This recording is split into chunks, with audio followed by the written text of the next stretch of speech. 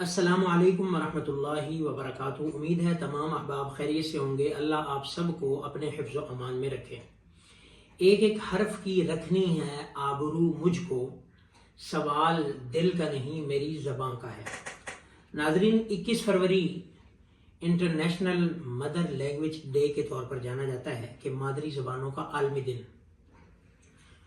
और मादरी ज़बान जिसे माँ बोली भी कहते हैं, मदर लैंग्वेज भी कहते हैं, नेटिव लैंग्वेज भी कहते हैं, यानी कि वो बोली जो बच्चा पैदा होते ही सार अपनी सुनता है, अपने माहौल से सुनता है, उसको मादरी ज़बान कहते हैं।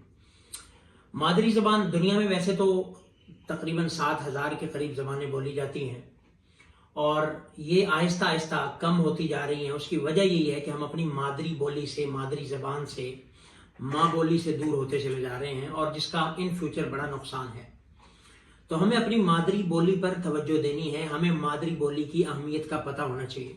सबसे पहले मैं आपको मिसाल दूंगा अल्लाह के पाक पैगम्बर अलैहिस्सलाम की, कि अरब का एक कल्चर था, जब बच्चा पैदा होता था तो उसको दूध पिलाने के लिए गांव और देहातों में भेजा जाता।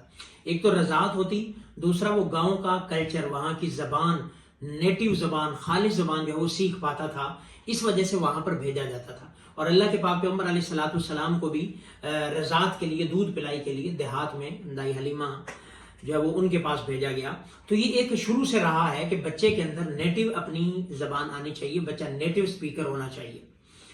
तो इसलिए, और इसी तरह कुरान करीम ने भी कहा मिन आयाति इख्तिलाफ अल्सिनतिकुम व अलवानिकुम, अल्लाह की कुदरत की निशानियों में से तुम्हारे रंग मुख्तलिफ, तुम्हारी ज़बानें मुख्तलिफ। और इसी तरह फरमाया वलक़द अरसलना मिन क़ब्लिक वमा अरसलना मिर रसूलिन इल्ला बिलिसानि क़ौमिही लियुबय्यिन लहुम, हमने कोई रसूल ऐसा नहीं भेजा कि जो उस कौम की ज़बान से मुख्तलिफ हो। हर कौम में उसी कौम का रसूल उन्हीं की ज़बान का भेजा, लियुबय्यिन लहुम, ताकि वो उनको अच्छे तरीके से समझा सके। तो मादरी ज़बान का बड़ा इफेक्ट होता है बच्चे के ऊपर।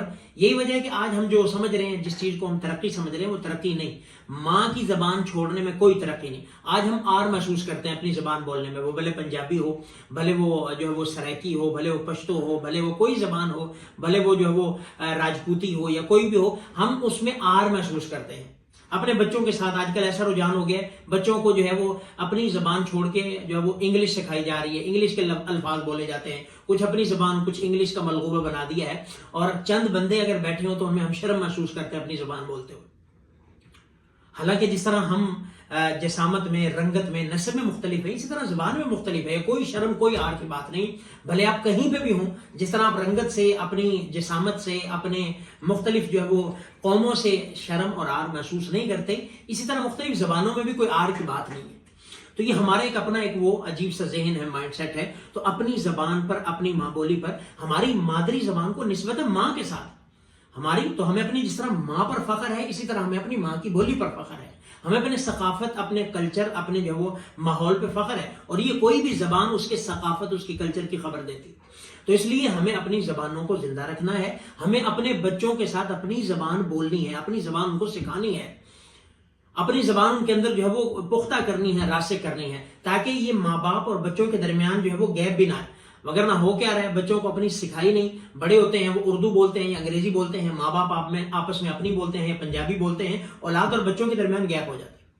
और जब उनको अपनी ज़बान आती होगी, सारे एक ज़बान बोलेंगे, तो उसमें एक फितरी सा जो है वो अटैचमेंट और क्लोजनेस होती है।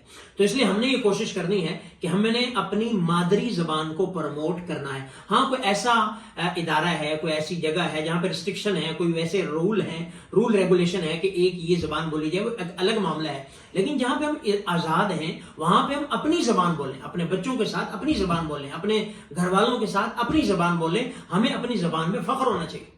हमारे पठान भाई जो है माशाल्लाह अक्सर वो अपनी ज़बान में गुफ्तगू करते हैं और उनका माशाल्लाह आप तरक्की देखें, तरक्की का रेट उनका हमसे ज़्यादा है, बाकी कौमों से ज़्यादा है।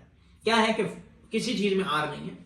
तो इसलिए कोशिश करें अपनी माँ बोली को आम करें। हमारी कितनी तालीम में रुकावट है हमारी मादरी ज़बान का ना होना। इंडिया के जो सदर गुजरे हैं APJ अब्दुल कलाम, उनसे किसी ने पूछा कि वो साइंसदान भी थे, आपकी तालीम का क्या राज है? उन्होंने कहा मेरी मादरी ज़बान में तालीम का हासिल करना मेरी कामयाबी की निशान। और जितने तरक्की याफ्ता ममालिक हैं, वो चाहे चाइना हो, चाहे जापान हो, चाहे कोरिया हो, वो अपनी ज़बान को प्रेफर करते हैं।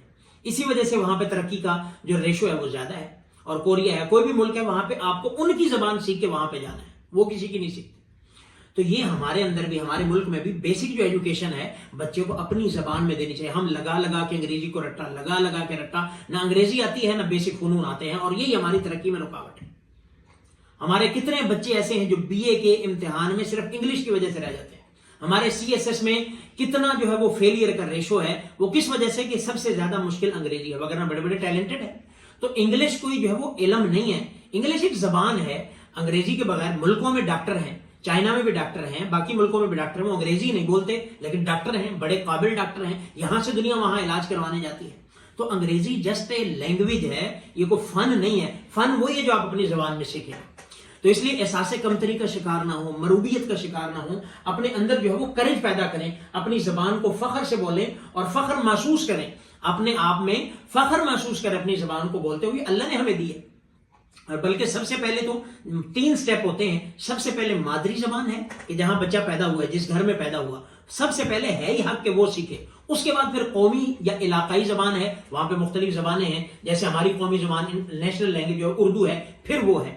اس کے بعد پھر انٹرنیشنل لینگویج ہے کہ جو انگریزی ہے، جو بھی ہے. لیکن ہم نے انٹرنیشنل کو سب سے پہلے ہاتھ ڈالا ہے اور مادری کو چھوڑ دیا ہے، جس کی وجہ سے ہم جو وہ ناکام ہیں.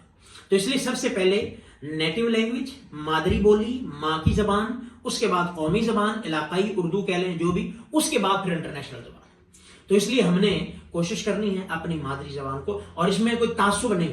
تعصب ایک الگ، تعصب نہ ہو، اپنی بولی کو پروموٹ کریں، اپنی زبان کو پروموٹ کریں. یہ ہمارے لیے ایک ترقی کا سبب، ہمارا کلچر رہے گا. قومیں زندہ، وگرنہ زبانیں مر گئی تو قومیں مر گئی، ممکن پہچان ختم ہو گئی، شناخت ختم ہو گئی. تو اس لیے اپنی شناخت کو باقی رکھنا ہے، تو اپنی زبان کو جو ہے وہ اپنے آپ نے پروموٹ کرنا ہے. اور ہم نہیں کریں گے تو کون کرے گا؟ اگر ہم اپنی زبان کو پروموٹ نہیں کریں گے تو کوئی دوسرا کسی زبان کو ہم پشتو کیسے پروموٹ کر سکتے ہیں؟ پشتو والے بولیں گے تو پروموٹ ہوگی. ہم سرائکی کیسے پروموٹ کر سکتے ہیں؟ سرائکی والے بولیں گے تو پروموٹ ہوگی.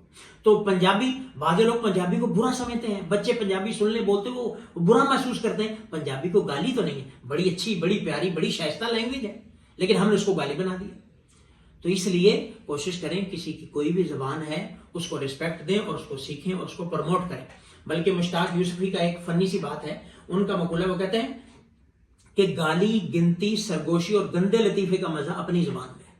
تو اس لیے ہم اپنی زبان کو، ماں بولی کو، اپنی مدر لینگویج کو، اپنی جو ہے وہ نیٹو لینگویج کو، اس کو پروموٹ کریں اور اس کو عام کریں. اسی میں ہماری ترقی کا راز ہے، پنہاں ہے، ترقی کا راز ہے. اللہ رب العزت ہم سب کو عمل کی توفیق دے. السلام.